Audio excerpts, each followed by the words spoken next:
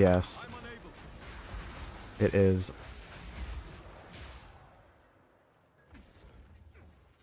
But without it though, it would be kind of lame because then like dying wouldn't matter. It'd be like whatever.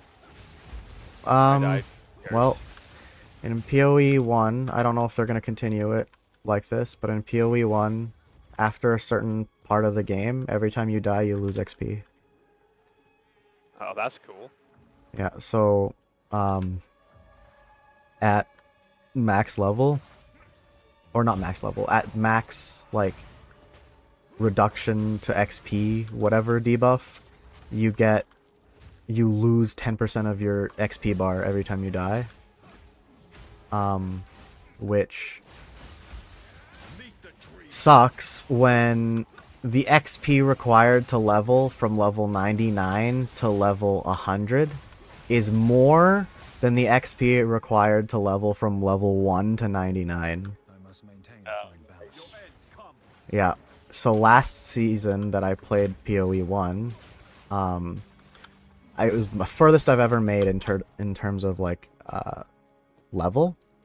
I got to 97, and it just, I could have grinded and like leveled, but the problem is not only do you need more XP every time you level up, but the area that you're fighting determines how much XP you get.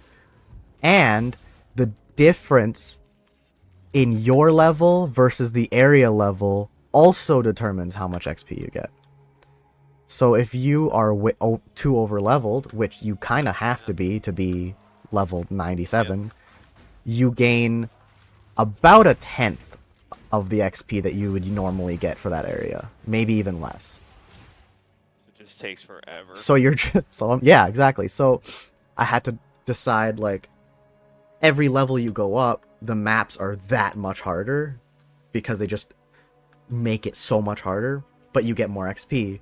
And so I could have sat there and done like a little bit lower and just sat there, because like essentially at that point in time it would take me over an entire day of playing to actually level. Yeah, that's too much. And it's because my build wasn't good enough necessarily to go and get all the XP. And like, there are ways that you could get XP through grouping up, because every time you are in a party you gain more XP. Okay. But it makes the enemies harder. They're almost like pushing you to do it. Yeah, so there are these things, I never did them, but essentially people host these things and they're like, hey, I need people to make the area harder and give me better loot, so you can just tag along, don't die, and you'll gain free XP. And so that's usually what people do to get to the max level.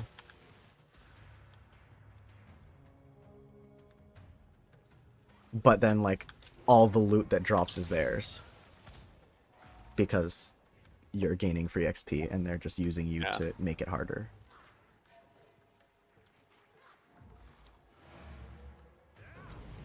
I haven't found any better gear in a while. I keep finding like stuff that's just opposite of what I need. Yep. That was me for like the majority of Act 2, actually. I couldn't find shit. Sucked so much. Yeah. I just got unlucky though. It's not like that's a thing that happens or anything, you know? Does this change the modifier? Exalted Orb is this augments a rare item with a new random modifier, so it just adds a second one, right? It just adds... Well, it has to be rare, so it would go from 3 to 4, or 4 to 5, or 5 to 6. Okay. 6 being the most you can have. Just like the staff I already have already has 4, but I might as well just put a 5th one on it, right? You could, yes. Unless you think you're going to be upgrading soon. In which case I would save it. I keep making it better, and I haven't... Like, my physical damage is doing 23 to 37.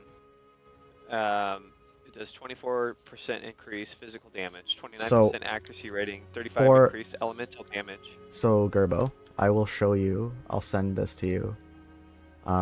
This is what my staff is. I got it in the end of Act 2, I think. And the stats that you're looking for specifically are gonna be so there's the stats are actually separated into two things: prefixes and suffixes. Uh-huh. Prefixes have a different pool than suffixes, okay? Okay. For weapons, the prefixes you're usually looking for are things like increased physical damage, because it scales your base damage up.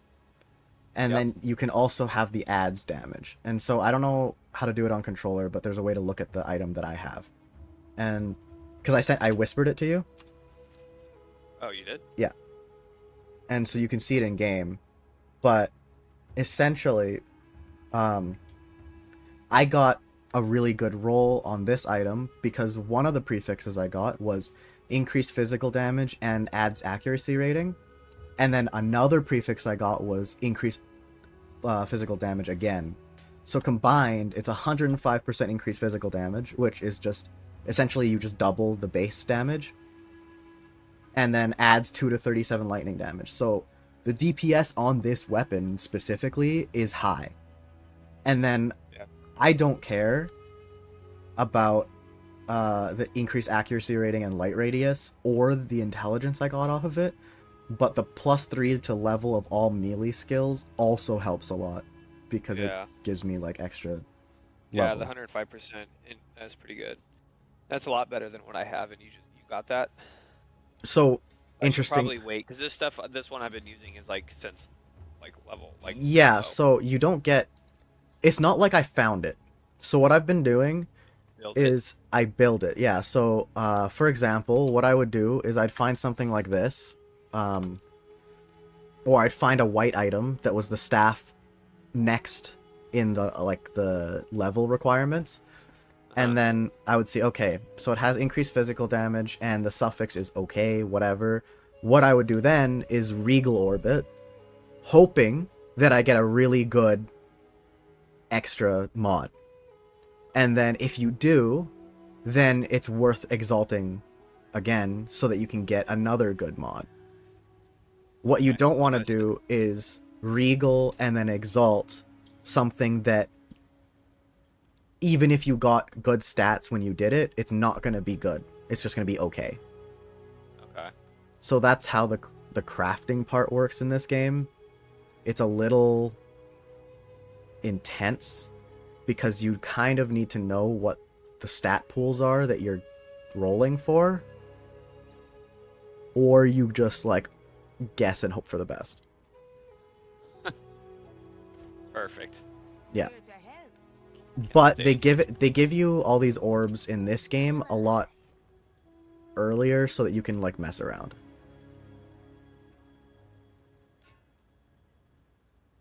That's cool. Because they said in the first game they didn't like that no one crafted in the beginning because there was no real reason to.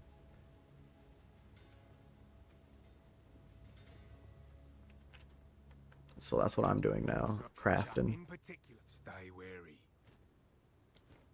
Yeah, I've been kind of just grabbing stuff and then just disenchanting it, basically almost all of it. I'm not even really worried about money. Money I don't really care about either. I like doing what you're doing more than trying to just buy something that's cool. I think it's more fun. It is. And actually what I've been doing also, what you can do is you can look at the shop, see if there's something that's like decent, has one stat on it maybe, then throw an augmentation orb on it, see if you can get lucky and get another stat that's good. I'm out for a bit. Peace. Alright, bye Bailey. Bye Bailey. But yeah, the crafting in this game can have like I could sit here for an entire stream and talking to you and telling you how to do this. Yeah. When I used to play WoW like crazy, man, I got super into the just going to the shop or whatever they call it, the auction house, finding things cheap, buying it, reselling it, building things like. Yeah, so hours. That's actually a huge part of PoE too, is the economy. Yeah. None of us have done anything with it yet. And I mean, it's up to you if you want to. You can. I am choosing not to. until I get to endgame maybe, where I feel Yeah, like I'm I not too need worried it. about it now.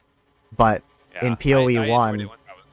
yeah, in PoE 1 when I played it, because I played it so much, I don't care about crafting it myself, going through all the things that it should feel like, but I don't care. I just like, I know what stats I need. I'd go to the shop, buy it from somebody for cheap, and then continue on my way. And then, so to put it into perspective, there are 10 acts in PoE 1.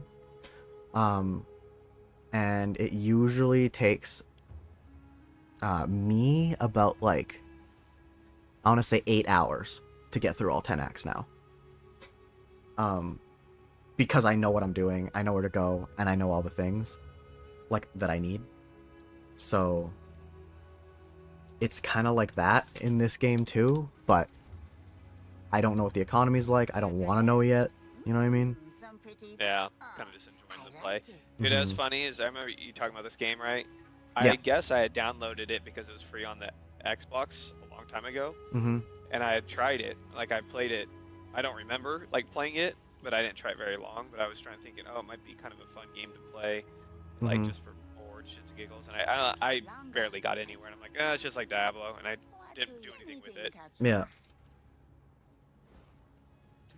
And it's not. It's not like Diablo. I mean, it kind I of. mean, if it's an ARP, like Yeah, that's there's about it. yeah. That's kind of where the similarities stop, which is I wanted more of like a WoW style because I was like, like I want more of like a MMO style, not so much the ARP. that's fair enough. Um, there's that one game that came out recently. You know what? I keep talking about it and then not knowing what it's called. I'm gonna look it up real quick. Throne and Liberty. That's the newest MMORPG that came out that everyone was ranting and raving about. I thought it was Heard of pretty it? cool.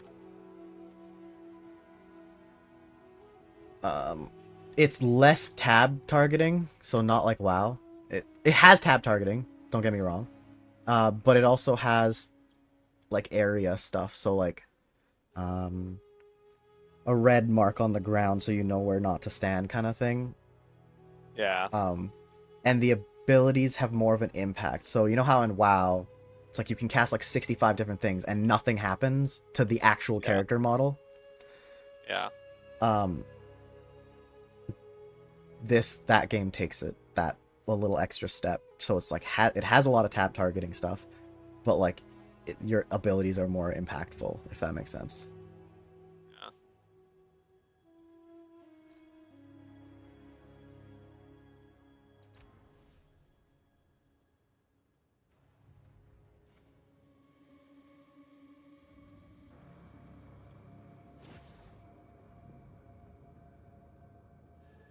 That'd be kind of fun. I mean, WoW was fun when it first, like when I went try to go back to it later on, and they had so many updates, and they really simplified it.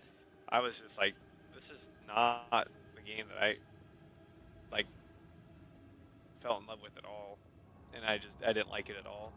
They turned on the classic servers for a while, and or that's still a thing, but so I jumped on there and played. Yeah. I'm like, this is cool, but I was like, I don't have time for all this shit. Well, there's actually a server or a mod or something, I don't remember, but you can play it, I think, with a standard WoW account. I can't remember. I don't remember how to set it up, but basically it's a WoW game. However, it kind of takes from PoE, and your starting class, while it matters a whole lot less. So you actually have access to like pretty much every skill. There's no like Oh, really? starting, you don't start as a warrior, Yeah. you kind of just start as a You're character. not stuck in your tree. Yeah, and then so you can like mix and match and be like half warlock, half paladin if you wanted to. That's interesting. And the game is like completely redone, rebalanced, and it's still WoW, like using WoW as its Yeah, thing. using their base skills and everything, but Yeah. basically you can choose. That's interesting for sure. I Now I'm never. confused on where to go because my quest tells me to send the passage through the top of the gates, and I found another door. So I'm like, do I go in the other door, or do I go fight the boss queen first? Probably should fight the queen first. I would do everything that looks like a side thing first, at least for your first playthrough, because there are certain quests that give you special buffs that will help you progress. It's my only quest. What, buddy? Yeah, you can have one. Oh, It's my only this quest, way. and it tells me to reach the top of the gates. It doesn't tell me to kill that girl. But I'm just Yeah. kind of like, So should I go up there first or kill the girl first? What's the? it doesn't matter. It's not like you ever get locked out of anything. You can always just go do it. No, I could always come back, but I don't want to have to come clear this area again. I think you just answered the question then, didn't you? But I'm gonna have to clear it either way, because if she's gonna kill me, it's gonna reset anyways. So, what I would suggest is find the waypoint for the next area that you need to go to, and then come back. So that way, when you do eventually beat the boss or whatever, you can just teleport out instead of having to walk all your way through again. I probably have to go through the door to get the waypoint, but then it's good. It doesn't reset. It doesn't reset if you go through it. And then come back? Yeah, it doesn't reset. Oh. It only resets when you die or, yeah, that's it actually. It's pretty much just if you die or you're not in there. Yeah, you can play with this. Alright, Alright, bring it to me, I'll help you open it.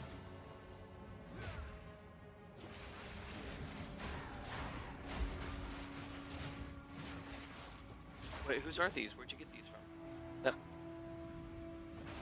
Those are Link. Yeah, there's a waypoint right out here. And then you can just walk back in. Alright, good call. Good call. Now I can go get my butt kicked by this girl. Yes, exactly.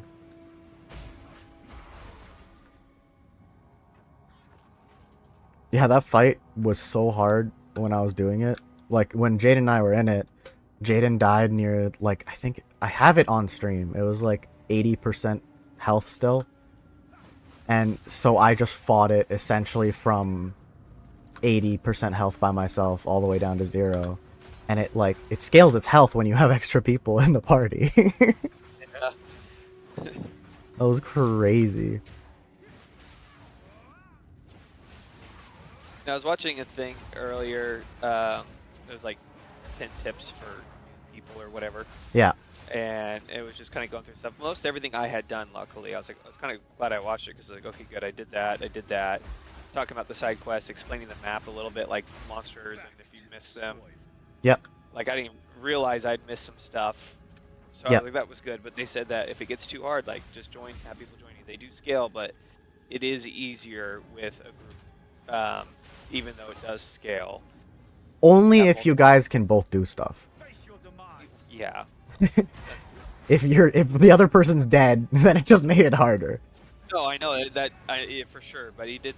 I just thought that was interesting. I wasn't sure because I was playing with my son, which he doesn't always do, but Yeah. monsters felt so much harder. I thought it was actually easier soloing. Yeah. But once again, if he knew what he was doing, then it would have been easier. Yeah, exactly. Like, if I were to join you right now, even with the downscaling and everything, we would obliterate the boss. Yeah. For a couple of reasons. One, because the downscaling only works so much. It doesn't remove gems that you have. So if you have good setup, then even it's like you're not supposed to at this level have this kind of setup. But also I know how the boss works. Split aggro means that if one of us is close to dead, we can usually like not die.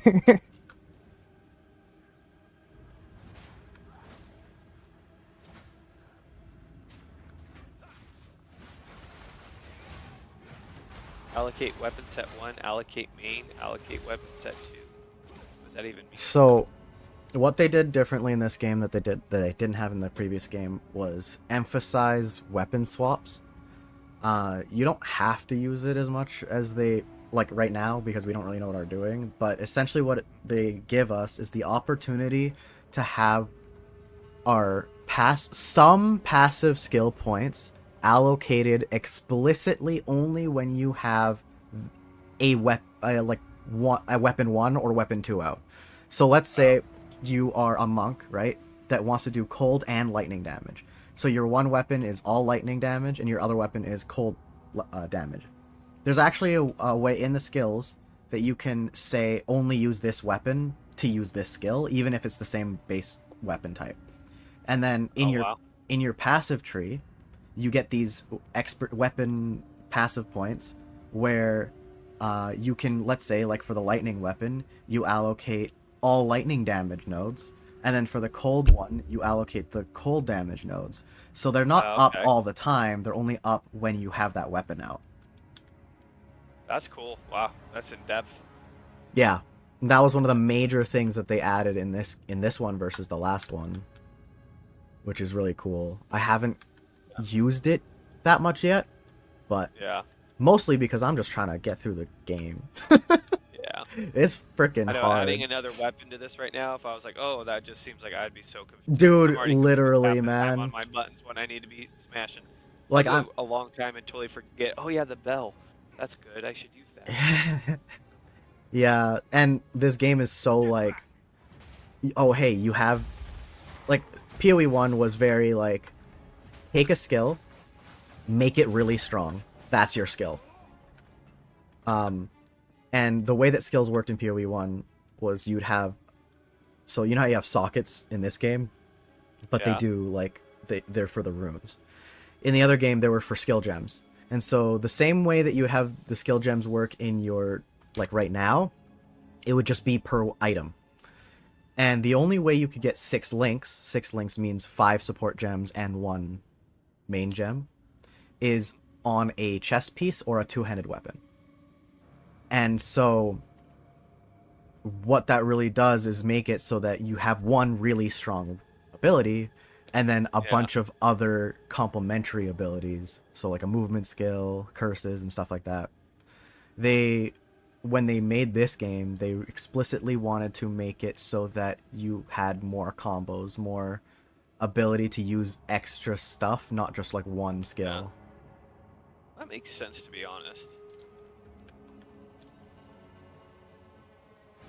Yeah, I agree, actually. Because then just doing one thing kind of seems like it would get stale. It did and it didn't. And the reason for that is because of how many options you have to alter the skills. Like, you could have, for example, a fireball skill, right? It just shoots a fireball. But one of the things you can do to it is you can make it, okay, I want this fireball to do huge damage, and I want it to chain between targets. So you'd make a whole build where it's like it hits one, explodes, and hits a bunch of other ones, right?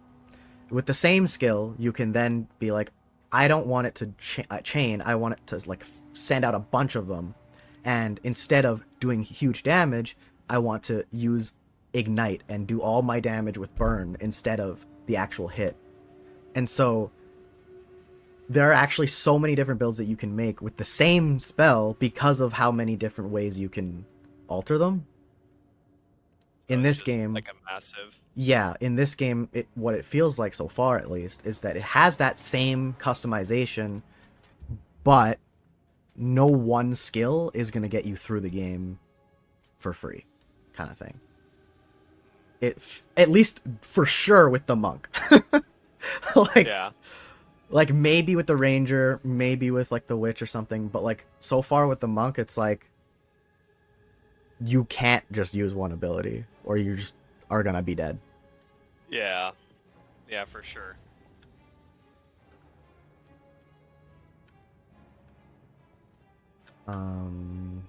Okay. I can't cross this area, I guess.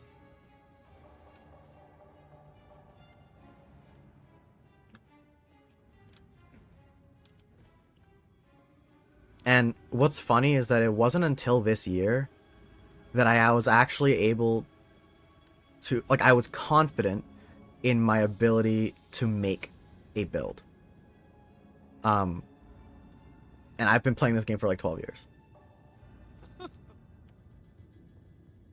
Because I didn't like, so when I started, it was similar to this. It was, no one knew what we were doing. Yeah. And so everyone was just doing their own thing. And because I had played it for so long, by the time everyone kind of knew what they were doing, I was like, I don't want to look up like builds and copy it. Like I want to make my own. Yeah. And so that's what I would do. And I'd make really niche builds that like didn't make any sense. But it was just fun to you. But it was hilariously fun. Like seeing how my build can work out. Like, for instance, the last season in PoE, my best build that I've ever made, right? I couldn't do damage unless I got hit first. Like, my entire build was I needed to block, and in order to block, I need to get hit, and then with that, I can use my abilities that do damage.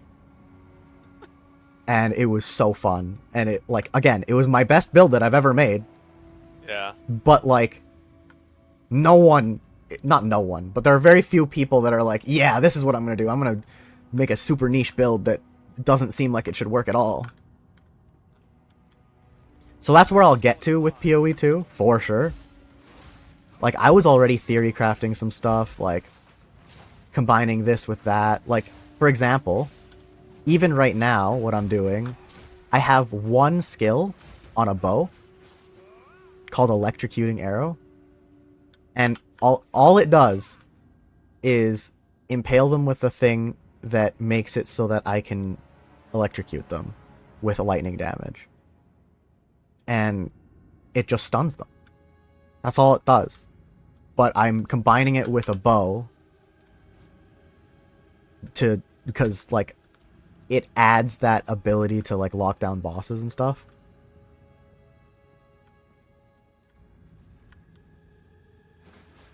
I don't know if you know what I mean, but I think I do. Being creative, seeing how it goes. exactly. But at some point it's going to be like, nah, I'm going to make a monk that only does fire damage or something stupid. Even though it's though its ascendancies are completely against all of that, I'm going to do it because I'm going to use, so what I would do is I would use the ascendancy of the monk to benefit a completely different playstyle. It kind of gives you the freedom to do that. You're not in a box. Yeah, so like they give you the recommended, oh, this is how you should build for this, blah blah blah. And you can just say no. I don't want to do that. No thanks. No, I would like to scream and suffer because I don't know what I'm doing. Yeah. More fun that way. Exactly. So you know what's up. Yeah, I just got a flask. I was like, oh, it refills by 25% of each chance on each kill to refill it, but it doesn't refill automatically. I'm like, oh, that's cool because he kills so many people. Yeah. So I took it, and then I had none during that. I almost died, but luckily I just ran and kept hitting Hilarious. far, then I got one. I mean, I forgot to go to the well, so that was a part of it. But I'm like, I think it's gonna be good because then I'll always have flask, even if so I'll just keep refilling instantly. But then I'm like, well, maybe in a boss fight that's not good. But I'm like, if I had to use all my flask anyways, I'm probably gonna lose that fight. So I don't know. Right. Why is there people back? Sorry? There's just people in here, and I already cleared this area. Maybe a necromancer?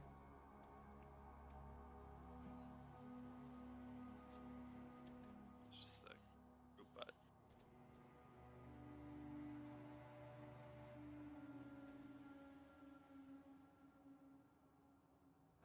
What, buddy?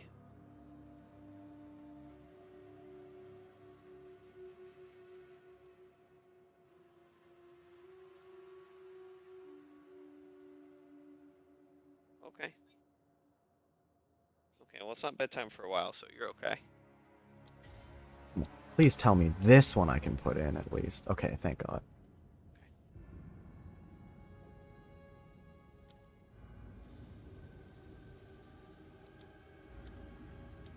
Alright, let's get my butt kicked by this queen now. Cleared the whole thing. Let's kind of see the trick. I just gotta figure it out, that's all. Yep. There's definitely, like, it's literally like Elden Ring or Dark Souls in that sense for the bosses, because some of them have a thing that you just have to know or you will die to it.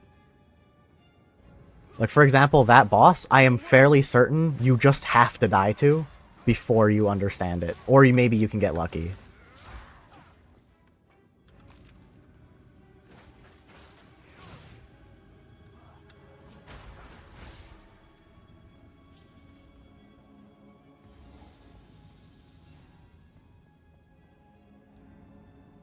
And of course, if you're getting frustrated and you don't want to try to figure it out yourself, I can just tell you. I've tried for a little bit. I've only tried 3 or 4 times, so. Fair. I feel good when I beat a boss and I know that if JD Yeah. didn't do good on it, it makes me feel good for you. I get that. I I gotta figure out totally how to get get that. rid of this poison part that Mm-hmm. I get close to her and she still kills me.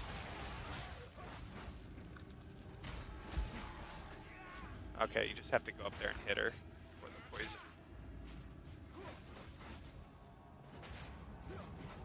I'm unable.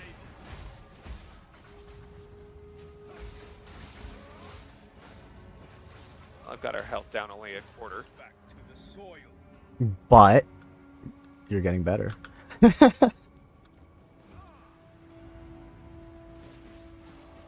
Like I said, I think I've said this before though, the one thing I wish this game had more of, that Path of Exile 1 had a lot of, was better movement skills. Yeah, teleport. Yeah, I feel like I'm always just like stuck on shit and it's so annoying. I feel like I'm okay with that because I'm teleporting so much with my abilities. Like But when I do hold my trigger, yeah, it zaps me across the screen. It might which just be is, my build. no, that's good, and I use it.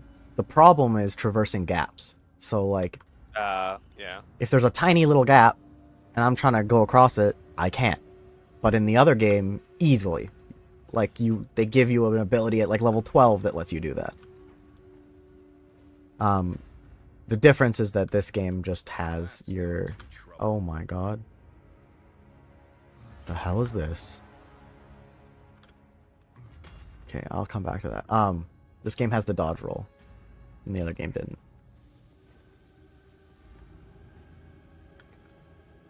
I went over there.